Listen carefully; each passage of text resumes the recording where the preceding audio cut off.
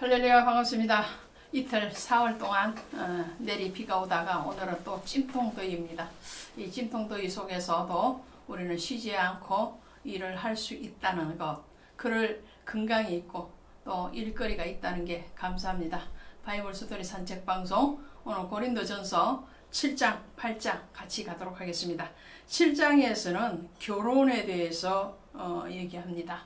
그래서 결혼을 할 것이냐 말아야 될 것이냐, 또 결혼을 했으면 어떻게 할 것이고, 또 혹여라도 이혼이나 또 먼저 배우자를 떠나보낸 상황일 때에 다시 재혼을 할 것인가 말 것인가에 대한 말을 사도 바울이 하고 있어요.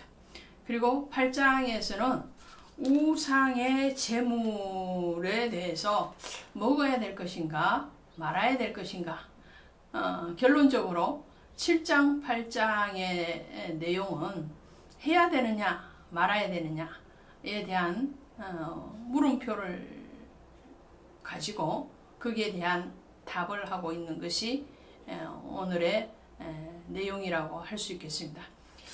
바울은 여러분들이 아시는 바와 같이 그는 결혼을 하지 않은 사람이죠. 독신주의자였습니다.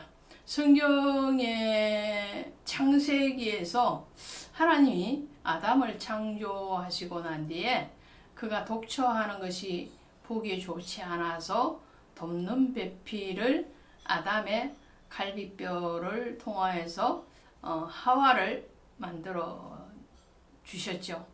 그리고 그를 이끌어서 아담에게 왔을 때에 아담은 정말 기뻐하는 가운데서 이는 내 뼈 중에 뼈요 살 중에 살이다, 이렇게 말을 하거든요.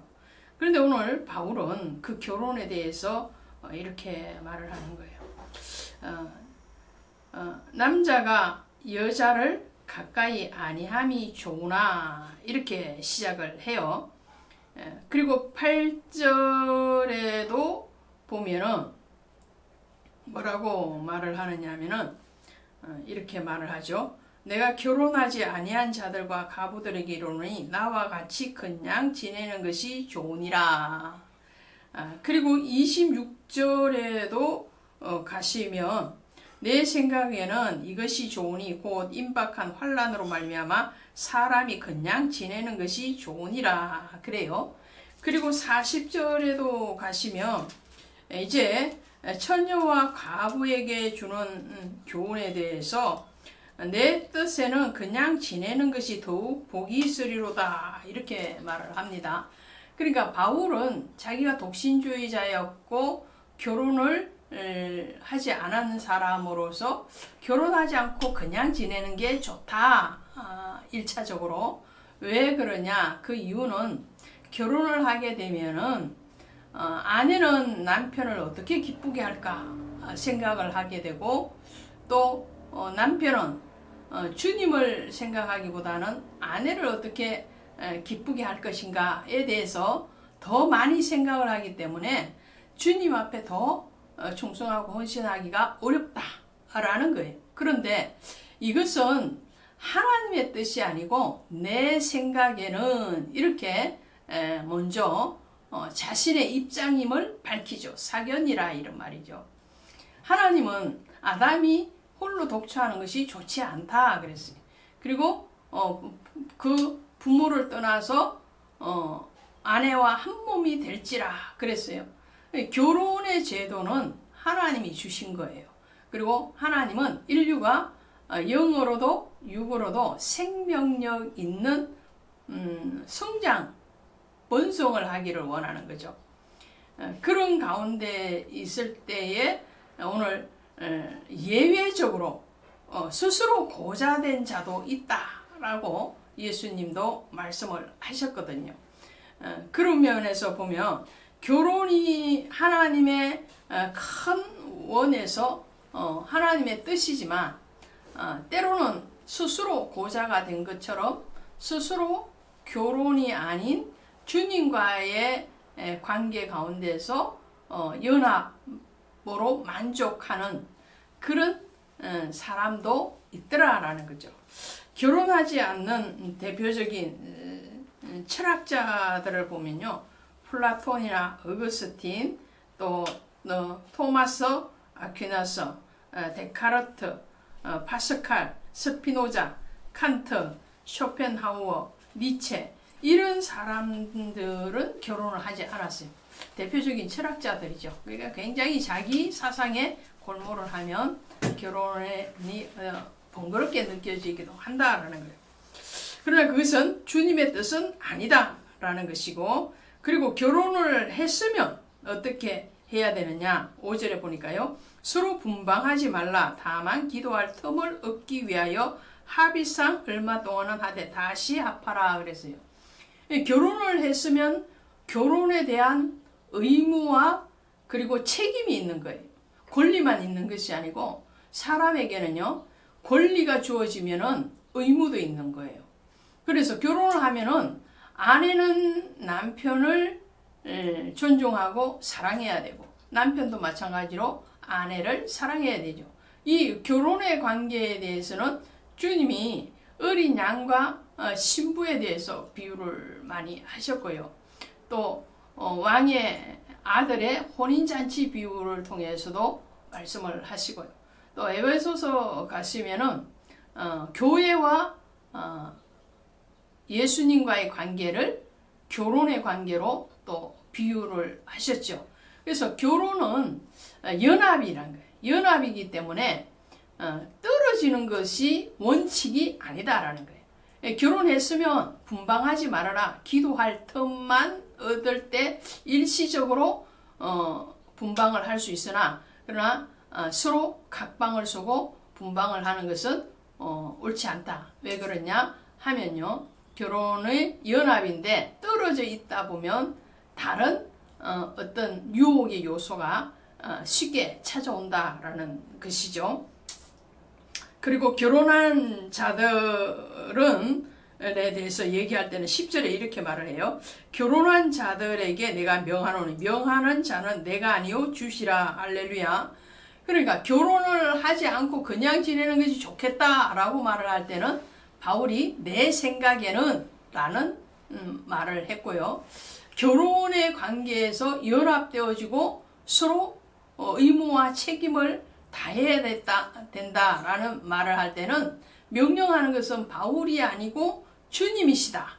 이것은 성경적이다 라고 말을 하는 것을 보게 되죠. 그래서 결혼을 했으면 이혼하지 말아라. 그 다음에 분방하지 말아라. 이혼하지 말아라 라는 거예요. 이혼이 주님의 뜻은 아니다. 예수님께서도 말씀을 하셨죠. 이혼을 모세가 이혼 정서를 내주라 하는 것은 너희 마음이 완악한 고로 허락을 한 것이지, 원칙은 하나님이 작지어 주신 것을 사람이 나누지 못한다 그랬죠.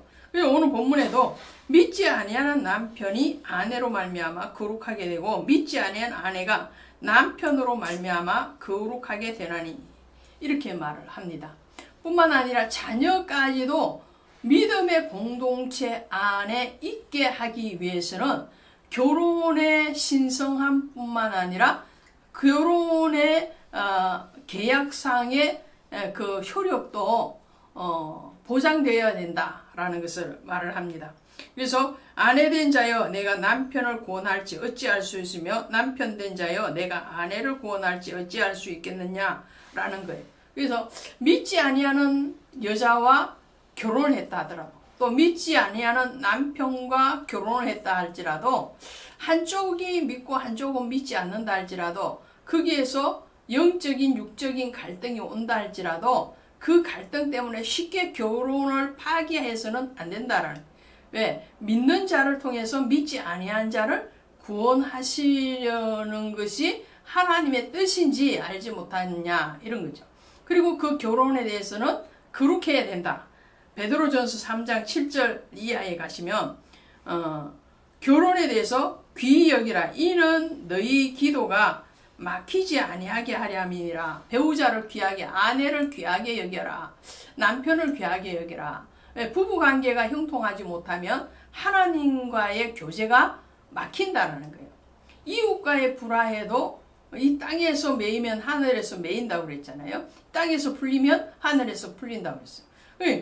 이 관계가 형통하지 못하고 불화하면 하나님과의 관계가 당연히 불화하게 되는데 왜 그렇죠?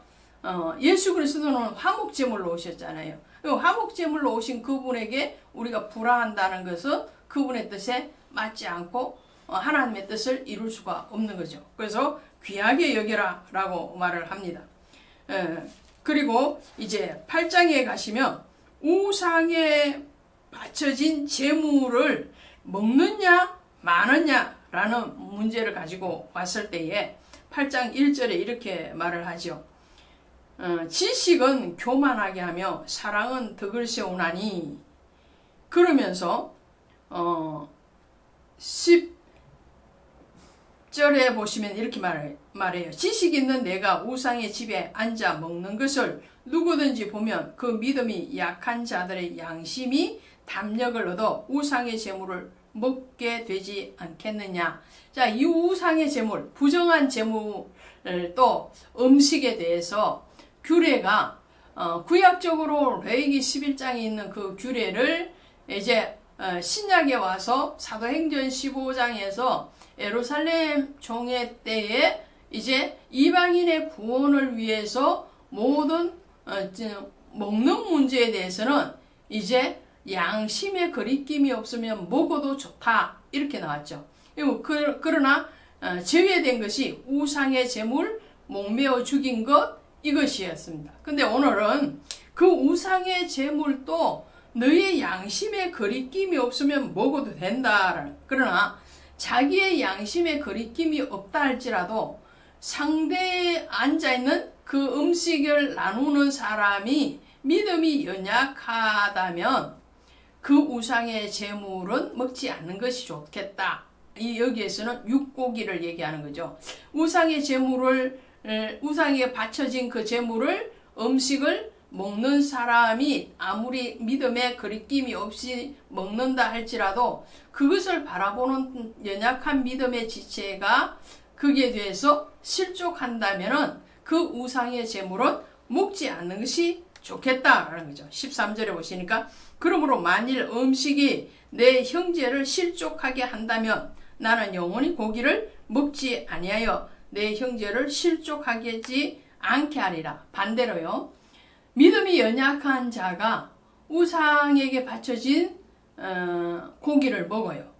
그런데 믿음에 장성한 사람이 그것을 지식적으로 판단을 해서 우상에 바쳐진 제물이니까 먹었으니까 당신은 부정합니다. 이렇게 말을 한다면 그 사람을 실족하게 하는 거죠.